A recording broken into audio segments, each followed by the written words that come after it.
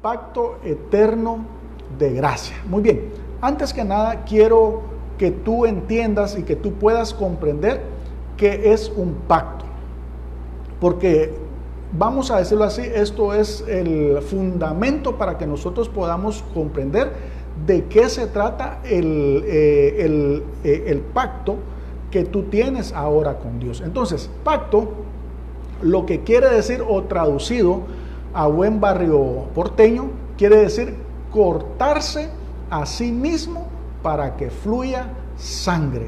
Eso es lo que en la Biblia significa pacto. Entonces, cuando Dios habla de un pacto, lo primero que viene a la mente de Él y lo primero que tiene que venir a la mente tuya es que cuando se está refiriendo la Biblia a un pacto, a lo que se está refiriendo es a cortarse a sí mismo para que fluya sangre. Entonces le podríamos decir que los pactos que Dios hace son pactos de sangre. Escucha bien esto, los pactos que Dios hace son los pactos de sangre. Entonces, hoy vamos a ver cómo Dios hace pactos con tres hombres, o cómo se dan estos tres pactos. Primero vamos a ver que para que se realice un pacto bíblico se necesitan ciertos rituales, o se necesita cierta ceremonia, o se necesitan ciertos requisitos, vamos a decirlo así, para que tú puedas comprender de qué es lo que se trata realmente un pacto. Entonces, es bien importante que sepas que cuando hablamos en la Biblia de que se esté realizando un pacto, para que se dé como tal, tienen que darse ciertos requisitos. Entonces, número uno, cuando dos hombres, por ejemplo, hacían un pacto en los tiempos bíblicos, lo que se hacía primero era que sacrificaban un animal. Ahí es donde yo te decía que tenía que correr sangre para que pudiera entrar este pacto en vigencia. Entonces, primero, tenía que haber sangre de por medio. Número dos, entregaban algo de su propiedad. Por lo general era, por ejemplo, o un vestido o un manto, que lo que significaba era que había un pacto de mancomunidad de bienes. Es más o menos como cuando dos personas se casan hoy y se casan por la mancomunidad de bienes. Eso quiere decir que ahora tienen posesión comunes los dos. Y entonces se podría decir de que entregaban una prenda suya. También dentro del pacto podía ir más allá, y entonces entregaban, por ejemplo, o un arco, o entregaban una espada, o entregaban una flecha, que lo que significaba esto era una alianza de protección. ¿Eso qué quiere decir? Que si yo estaba pactado con alguien, cuando yo necesitaba ayuda, entonces acudía en busca de ayuda, y la persona con que yo había hecho la alianza me socorría. O si ella estaba en tiempo de necesidad, entonces yo iba en busca de ella para protegerla. Luego, fíjate que había también que ellos se cortaban la muñeca. Fíjate bien, se cortaban la muñeca para que hubiera sangre, y entonces unían sus manos para que la sangre de uno ingresara en la sangre del otro. Imagínate tú que ahora, bajo el pacto bíblico, se cortaban. Por eso era que al principio te estaba comentando que pacto, según la Biblia, quiere decir cortarse a sí mismo para que fluya sangre. Entonces, estas dos personas se cortaban las muñecas y las unían, y ahora era un pacto de sangre. Y oye bien, esa alianza y esa unión que hacían estos dos hombres era mucho más fuerte, era mucho más poderosa que la unión que pudieran tener dos hermanos que fueran hijos del mismo papá o de la misma mamá. Y solo para que tú tengas una idea, que aquel que se pactaba con sangre con otro, ponía en primer lugar, fíjate bien, con la persona que se había pactado antes que su propia familia y antes que su propia sangre. Tremendo eso, pero así es el pacto bíblico, que es lo que estamos estudiando hoy. Entonces, cuando ya se entregaban el manto, se entregaban la espada o el arco, se habían cortado, ahora eran sangre de su sangre, venían ellos y hacían una ceremonia o una cena en donde por lo general se compartía el pan y el vino, más o menos como lo que sucedió con Melquisedec y con Abraham, que le dio pan y que le dio vino. Y luego venían, fíjate bien, y el otro adoptaba parte de mi nombre. Por ejemplo, si yo estaba haciendo pacto con alguien más, el otro adoptaba parte de mi nombre y yo adoptaba parte del nombre de él. Es más o menos lo que se da hoy en los matrimonios occidentales, en donde la esposa toma el apellido de su esposo. Entonces, en los pactos bíblicos estamos viendo que también se adoptaba parte del nombre de la otra persona con que se pactaba. Pero aquí venía algo más. Fíjate que la herida que se hacían en la muñeca, por lo general, siempre la dejaban en un lugar visible, fíjate bien, más o menos como las marcas del Señor Jesucristo, para que cuando otra persona viera que tenía una herida de pacto, sabía que esa persona tenía a alguien más poderoso atrás de él, protegiéndolo, y que no estaba solo. Tremendo esto, ¿verdad? Y entonces, y por último, para sellar el pacto se levantaba un monumento de piedras o se levantaba alguna situación que recordara el pacto ese. Eso es básicamente lo que en la Biblia significa pactos. Ahora, lo que yo te quiero llevar en un principio es que tú y yo tenemos un Dios de pactos. Fíjate bien, tú y yo tenemos un Dios de pactos. Y nuestro Dios, que es un Dios de pactos, es un Dios fiel. Y te quiero decir de que desde un principio Dios ha estado haciendo pactos con los hombres. El problema que ha habido es que los hombres siempre le han quedado mal a Él. Los hombres siempre le han fallado a Él. Sin embargo, Él permanece fiel a pesar de nuestra infidelidad. Y esa es una gran bendición, que la otra parte con que nosotros ya estamos pactados es fiel. Él no es hombre para que mienta, ni hijo de hombre para que se arrepienta. Y entonces, primero te quiero hablar así brevemente sobre un pacto que él hizo con Abraham.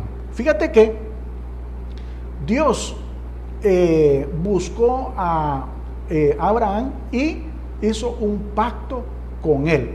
Si tú vas a Génesis capítulo 15, verso 18, dice: en aquel día hizo Jehová un pacto con Abraham, diciendo: a tu descendencia daré esta tierra, desde el río de Egipto hasta el río grande, el río Éufrates. Entonces aquí vemos que Abraham hace un pacto con Dios, o Dios hace un pacto con Abraham. Pero fíjate bien que, aunque no te voy a leer todo lo que está ahí, solamente te lo voy a recordar, porque yo sé que de alguna manera tú ya sabes más o menos qué es lo que dice el pacto que hizo Dios con Abraham. Viene Dios y le dice a él que le trajera una becerra, un carnero, un cordero, un palomino y una codorniz. Y vino Dios y lo partió todo.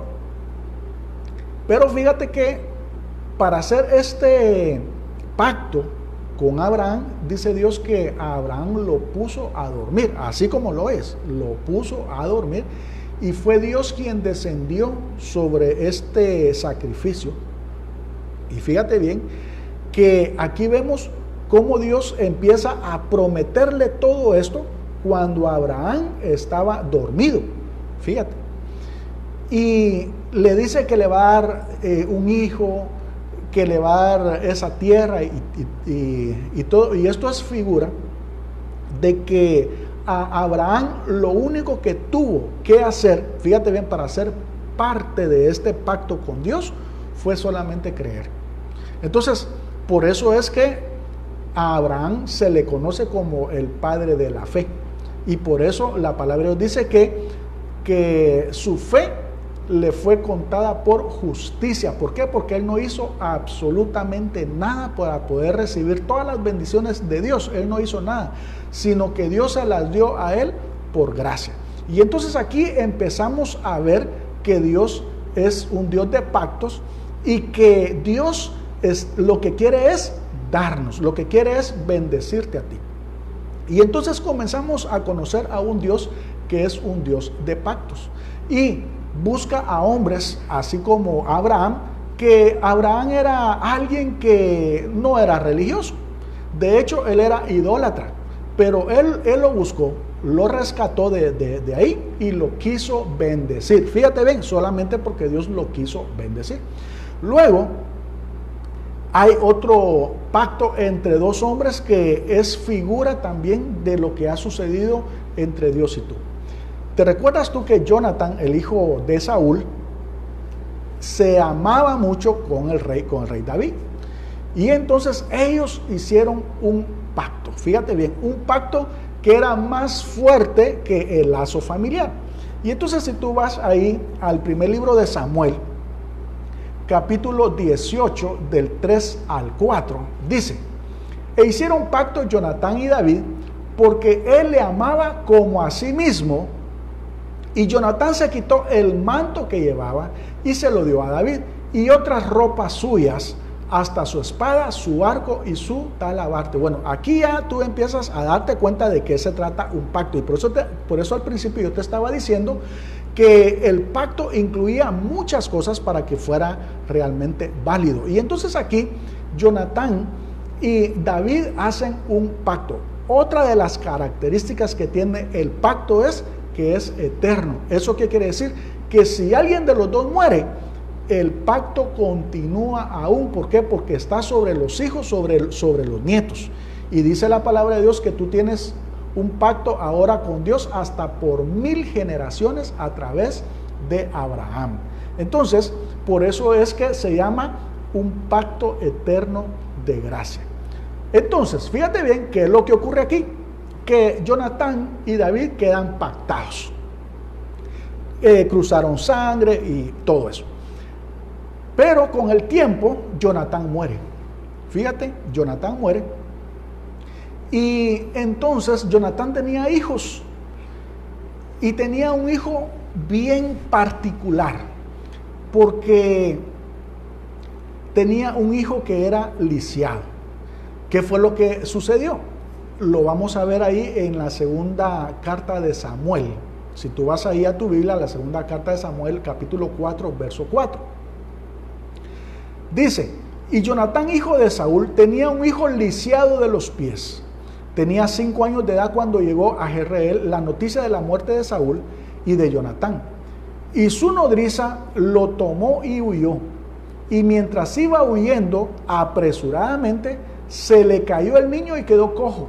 Su nombre era Mefiboset. Ahora, fíjate bien, ¿qué fue lo que ocurrió aquí? Jonatán murió. Y cuando el padre Saúl había muerto, su nodriza o la persona que lo estaba cuidando pensó que cuando muere el rey, el nuevo rey siempre mata a toda la familia del antiguo rey. ¿Para qué? Para que no puedan reclamar el trono. En este caso, el nuevo rey, ¿quién era? David. Y medio mundo sabía de que Saúl era enemigo de David. David no era enemigo de Saúl. Fíjate bien, porque David tuvo muchas oportunidades para quitarle la vida a Saúl y nunca lo hizo. Pero sí, Saúl tenía mucho resentimiento en contra de David. Pero la nodriza creía que ahora muerto Saúl, David iba a acabar con toda la familia de Saúl. Y por esconderlo, por huir con él, se le cae y sus pies quedan lisiados. Esto es figura también, Mefiboset, de la condición en que está el hombre hablando espiritualmente. De que así como este Mefiboset, que prácticamente quedó postrado, quedó lisiado, así espiritualmente el hombre quedó delante de Dios sin poderse valer de sí mismo. Y este hombre, Mefiboset, creció, fíjate bien, creció, pero vivía en un lugar desértico que se llamaba Lodebar. ¿Cómo vivía él? Vivía mal. Fíjate bien, el nieto del rey vivía mal. Alguien que había sido llamado para estar en el palacio, para estar en la corte, para estar rodeado de lujos, de oro y todo, ahora estaba en un lugar desértico, estaba en un lugar abandonado, olvidado, lisiado, no se podía valer por sí mismo. Y en el tiempo aquel, fíjate tú, que estar lisiado era la condición peor, era como ser un paria, o alguien que no sabe cómo ganarse la vida y entonces tenía que hasta mendigar. La misma situación espiritual del hombre delante de Dios. ¿Por qué? Porque el enemigo vino a robar todo lo que Dios nos había dado en un principio. Entonces, fíjate bien, ahí entra en escena David. Viene David y cuando es ungido rey, él se recuerda del pacto que tenía con Jonatán. Y entonces pregunta David: yo me recuerdo que tengo un pacto con Jonatán, el hijo de Saúl, y yo quisiera saber si hay alguien al quien yo tenga que hacer misericordia.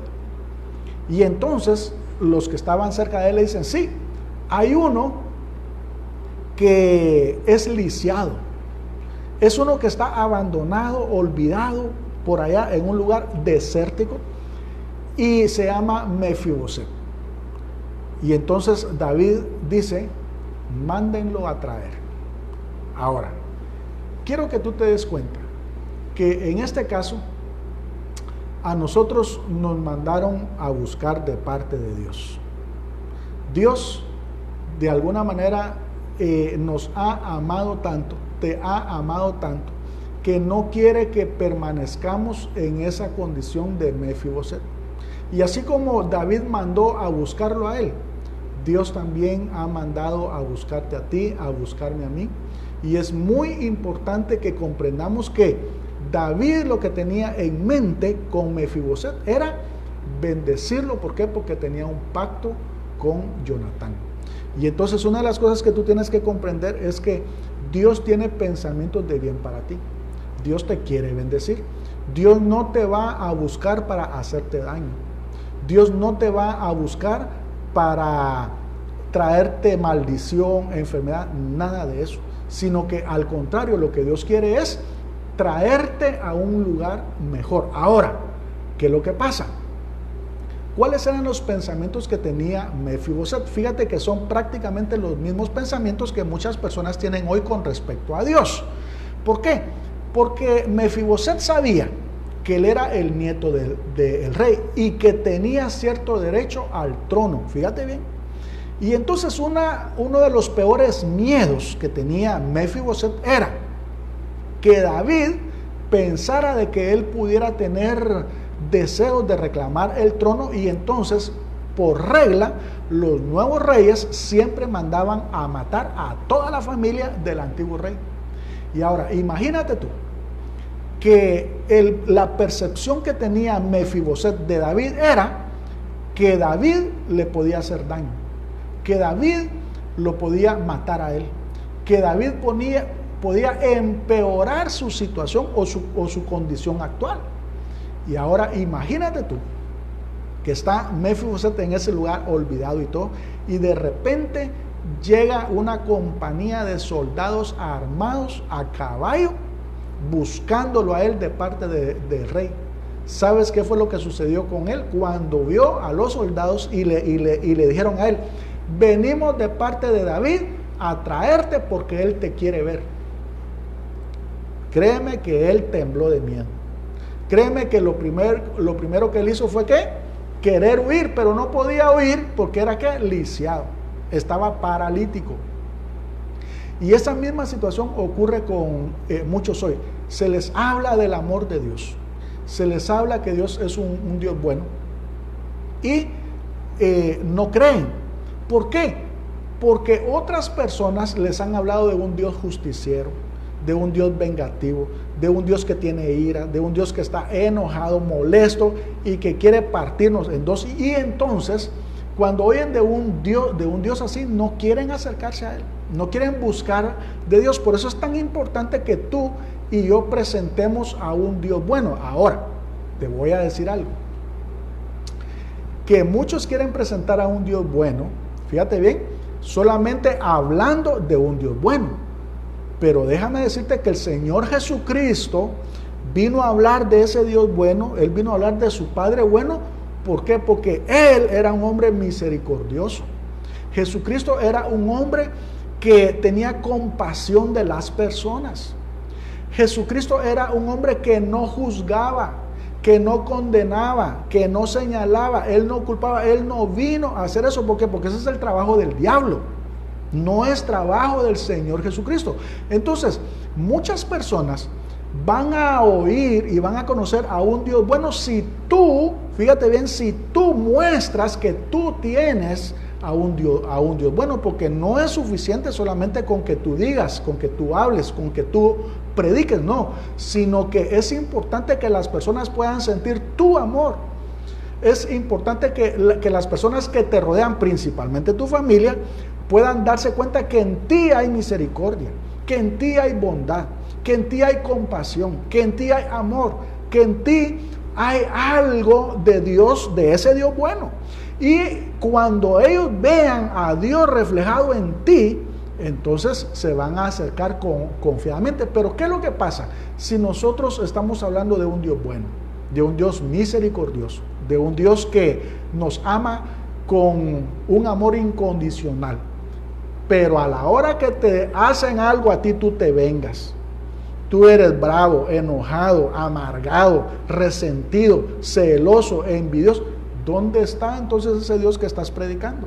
Por eso es tan importante que nosotros seamos la imagen de Jesús, o que la imagen de Jesús esté formándose en tu vida y en la mía. ¿Para qué? Para que cuando nosotros tengamos que predicar a ese Dios bueno, no solamente lo oigan por nuestra boca, sino que lo puedan ver a través de ¿qué? De la vida diaria. Entonces, nosotros no debemos de ser cristianos que vamos a andar con piedras en las manos. Nosotros no podemos ser gente que vamos a andar tirando piedras y hablando de un Dios misericordioso, de un Dios perdonador, cuando nosotros andamos tirando piedras. Déjame decirte que la religión de hoy en día, la iglesia de hoy en día, quieren hablar de un Dios bueno, pero andan con piedras en la mano, tirándole a medio mundo cuando se equivocan, cuando pecan, cuando no hacen las cosas bien, o cuando no hacen las cosas como ellos quieren, o cuando no piensan como ellos piensan. ¿Por qué? Porque están dentro de una religión. Y no hay peor, oiga bien, aquel que le esté tirando piedras a la casa del vecino cuando su techo es de cristal. ¿Sabes por qué? Porque el vecino va a recoger las mismas piedras que este le tiró, y de ahí se las va a devolver. Y todos tenemos techo de cristal. Escucha bien esto, todos tenemos techo de cristal. Por eso es que no podemos andar tirando piedras. Si nosotros vamos a hablar de un Dios misericordioso, bueno, nosotros tenemos que serlo. El Señor Jesucristo, eso fue lo que vino a hablar, a enseñar de un Dios bueno, siendo Él bueno, a hablar de un Dios amoroso, siendo Él amoroso, hablando de un Dios que ha hecho un pacto de gracia con nosotros, enseñándonos en la vida práctica que Él vino para bendecirnos. Entonces, aquí vemos que Mefiboset estaba temblando de miedo. ¿Por qué? Porque lo que menos quería era presentarse delante del rey. ¿Por qué? Porque le podían quitar la cabeza. Pero ¿sabes qué fue lo que sucedió? Lo llevaron a la fuerza. Y yo me imagino que desde Lodebar, donde él vivía, hasta Jerusalén, donde estaba el palacio del rey, habían muchos kilómetros. Y caminando de ahí para allá, yo me imagino que él estaba pero temblando de miedo. Dice, hoy sí, hasta aquí llegó mi vida. Hoy sí ya no tengo oportunidad, porque era por ley que la familia del antiguo rey tenía que ser eliminada completamente para que no pudieran reclamar el trono. Pero, oh sorpresa, tienes un Dios bueno, tienes un Padre amoroso, tienes un Padre que ha jurado por Él mismo, porque no encontró a uno mayor que Él. Ha jurado por Él mismo que te ama con amor incondicional y con amor eterno, y que ha hecho un pacto eterno para bendecirte y para beneficiarte. Entonces sigamos con la historia. En la segunda carta de Samuel, capítulo 9-8, Mefiboset se presenta ante el rey. Imagínate tú. Y dice: y él, inclinándose, dijo: ¿quién es tu siervo para que mires a un perro muerto como yo? Bueno, así espiritualmente es cuando nosotros nos presentamos ante el Rey de Reyes y Señor de Señores, muertos. Fíjate bien, muertos. Pero en lugar de que Dios nos dé nuestro merecido, en lugar de eliminarnos completamente, en lugar de negarnos todo, ¿sabes? Así como Mefiboset se encontró con una gran sorpresa, asimismo nosotros con Dios. ¿Por qué? Porque en lugar de pagarnos conforme a nuestros hechos, en lugar de darnos nuestro merecido, ¿sabes qué es lo que nos da Él? Algo que no nos merecemos. ¿Y sabes qué es lo que significa gracia? Gracia es que se nos da algo que no nos merecemos. Y entonces aquí es donde empieza a darse este pacto, fíjate bien, entre Dios y tu persona. ¿Para qué? Para que tú empieces a recibir todas las bendiciones que Dios ha pactado para ti. Entonces, David se recuerda del pacto que hace con Jonatán y empieza a hacer algunas cosas. ¿Sabe qué es lo que hace él? Primero, le da un buen baño. ¿No te suena a ti igual como la parábola del hijo pródigo? Sí. Primero le da un buen baño. De ahí le pone vestido nuevo. Fíjate bien. De ahí le pone anillo en su dedo. De ahí le pone calzado para aquellos pies lisiados, le pone calzado. Fíjate bien, pues. De ahí le dice a él, a Mefiboset, le dice: mira, ya no vas a regresar a vivir a Lodebar, sino que ahora te vas a quedar viviendo aquí en mi palacio. Fíjate bien. Y no solamente eso, sino que vas a estar comiendo de mi mesa todos los días. Y no solamente eso, vas a ser como mi hijo, así como lo estás oyendo. Y yo quisiera ver, hubiera querido ver la cara de Mefiboset, porque él estaba seguro que a cortarle la cabeza iban. Cuando él empieza a oír de este rey David, que no solamente lo está bañando, lo está vistiendo, le está dando anillo. Anillo quiere decir autoridad, cuidadito, y me lo tocan a él. Así es. Sino que ahora se va a sentar en su mesa, va a vivir en el palacio, va a ser como de su familia. Y aquí viene lo más lindo. Fíjate bien, pues, viene lo más lindo aquí. Porque alguien puede decir: ¿y qué más todavía le puede dar David a él? Aquí viene lo más lindo. Oye, todo lo que le habían quitado, que le pertenecía a su abuela, el rey Saúl, y todo lo que le pertenecía a Jonathan, propiedades, esclavos, mujeres, animales, fincas, todos los bienes, todas las propiedades, fíjate bien, viene el rey David y se las devuelve a Mefiboset. Y en ese mismo instante es el hombre más próspero después del rey David. Él empieza a ser el hombre más próspero porque le devuelven todas las propiedades que tenía el rey David, juntamente con su padre Jonatán. Imagínate tú. ¿Qué hizo Mefiboset para recuperar todo eso? para ganarse todo eso. ¿Sabes qué fue lo que hizo él? Nada. ¿Sabes qué quiere decir eso? Que por gracia se le entregó algo que no merecía, porque lo que él merecía, según las costumbres y según las leyes del tiempo aquel, era que le quitaran la cabeza. Pero en lugar de eso, fíjate bien, se le es entregado algo mucho más grande. Lo mismo ocurrió contigo y conmigo cuando nos presentamos ante Dios. Que lo que merecíamos era que no nos dieran otra oportunidad. Pero ¿qué es lo que pasa? En Cristo Jesús, tú te constituyes en heredero de Dios, así como lo es, juntamente con Cristo Jesús. Y entonces empezamos a darnos cuenta que nosotros ahora tenemos una nueva oportunidad. Ahora tú tienes una nueva oportunidad. Y Mefiboset puede ser nuestra condición espiritual, pero también puede ser alguna área de nuestra vida que necesita ser restaurada.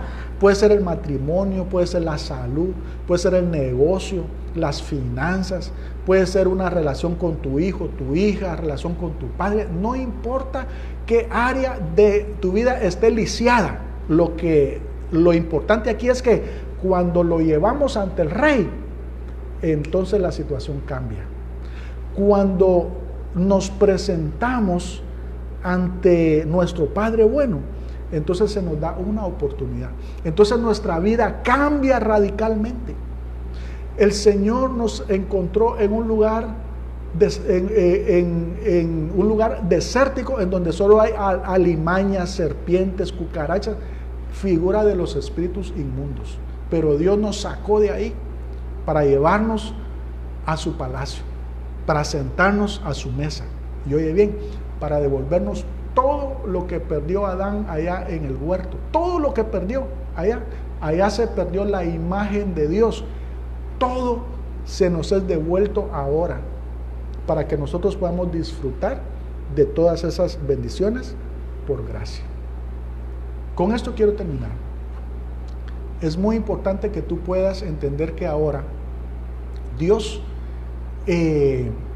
está ilustrado aquí. Si tú puedes ver, por ejemplo, a David como nuestro Padre, como nuestro Dios, a Mefiboset, tú lo puedes identificar como tu persona, como mi persona, o alguna área de nuestra vida. Tú te vas a dar cuenta que Dios ha sido muy bueno y que ahora Él quiere que nosotros tengamos la perspectiva de Él, no solamente como Dios, sino que como un Padre bueno, como un Padre amoroso, que te ama con amor incondicional, con amor eterno.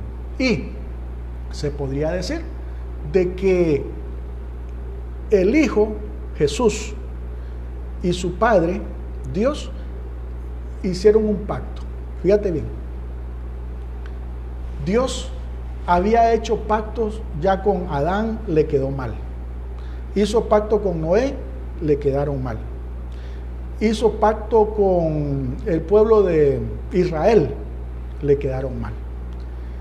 Y entonces tenía que hacer pacto con alguien que fuera fiel, que pudiera obedecer hasta la muerte. ¿Quién fue?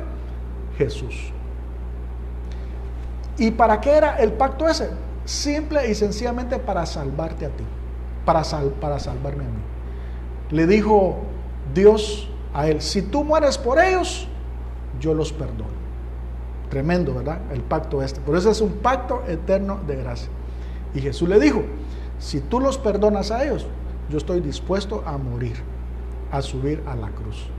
Y entonces el Señor Jesucristo subió y empezó a hacer todos los rituales, si tú quieres, con respecto a el pacto bíblico, para que éste pudiera funcionar. Entonces Él hizo un intercambio contigo y conmigo. Fíjate bien que Él venía vestido de justicia. ¿Y sabes qué fue lo que Él hizo? Como los pactos bíblicos requerían que dieran una prenda, déjame decirte que Él se despojó de ese manto de justicia que traía Él. y se vistió del manto de injusticia que traíamos nosotros. Qué tremendo esto, amado hermano. También Él permitió que sus manos fueran cortadas, horadadas, clavadas en la cruz. ¿Por qué? Porque el pacto bíblico requería de que se hirieran. Ya te dije que el pacto bíblico quiere decir cortarse a sí mismo para que salga sangre. Eso es lo que quiere decir pacto. Entonces el Señor Jesucristo en la cruz también permitió que lo clavaran y que botara hasta la última gota de su sangre. ¿Sabe para qué? Para perdonar todos tus pecados. Y cuando la Biblia dice que hay perdón de todos los pecados, son todos los pecados. Luego, Él también compartió su comida y hizo una celebración. ¿Por qué? Porque en los pactos estos se compartía pan y vino. Él instituyó la Santa Cena. Ya para ser entregado Él nos dio de su cuerpo y nos dio de su sangre, a lo que nosotros le llamamos la Santa Cena. Qué lindo esto, amados hermanos. También nos dio su nombre, por eso es que ahora tú te llamas cristiano.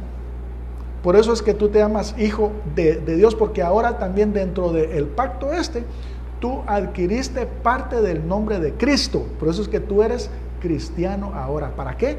Para que este pacto entrara en vigencia. Y también estableció un monumento para recordarlo a Él. ¿Sabes cuál es? Su bendita iglesia. La iglesia está ahora como el cuerpo de Cristo, recordando que Él es la cabeza de la iglesia y recordando aquel pacto que Él hizo para salvarte a ti y a mí. Y todo lo hizo por amor. Todo lo hizo porque Dios tiene pensamientos de bien. Ahora, este pacto no lo puede invalidar nadie. ¿Sabes por qué? Porque ya fue sellado, ya fue confirmado y ya fue ejecutado y nadie lo puede invalidar. Nadie le puede quitar ni nadie le puede agregar. Y lo que Dios ha dicho de ti, eso es lo que Él va a hacer. Lo que Él ya te entregó, ya no te lo va a quitar. Y lo que les he dicho siempre, lo que Dios ha bendecido, Él ya no lo va a maldecir. Y esa es nuestra confianza, que nosotros tenemos un Dios fiel, que es fiel a pesar de nuestras infidelidades. Y nosotros somos bienaventurados, ¿por qué? Porque tenemos a un Dios bueno. Y por último, quiero leerte en Gálatas capítulo 4, verso 4 al 7, que está reflejado aquí el pacto que tú tienes con Dios, que el Señor Jesucristo hizo para hacer un intercambio con nosotros en la cruz del Calvario. Dice: pero cuando vino el cumplimiento del tiempo, Dios envió a su Hijo nacido de mujer y nacido bajo la ley, para que redimiese a los que estaban bajo la ley, a fin de que recibiésemos la adopción de hijos. Y por cuanto sois hijos, Dios envió a vuestros corazones el Espíritu de su Hijo, el cual clama: Abba, Padre. Así que ya no eres esclavo, sino hijo. Y si hijo, también heredero de Dios por medio de Cristo Jesús. Qué bendición, amados hermanos, que nosotros seamos parte de este pacto y nadie lo puede invalidar, ni siquiera tú con tu infidelidad, ni siquiera yo. Nadie puede invalidar el pacto porque ya está hecho, está sellado y está confirmado. Por eso es que se llama pacto eterno de gracia. ¿Por qué? Porque tú no hiciste nada, no aportaste nada, no te lo ganaste, no te lo mereciste. Así como a Abraham, que Dios lo durmió para que no hiciera absolutamente nada, así también nosotros estábamos muertos y no hicimos nada más que creer y resucitar para poder recibir todas las bendiciones que el Señor nos tiene en este tiempo. Aleluya, gloria a Dios.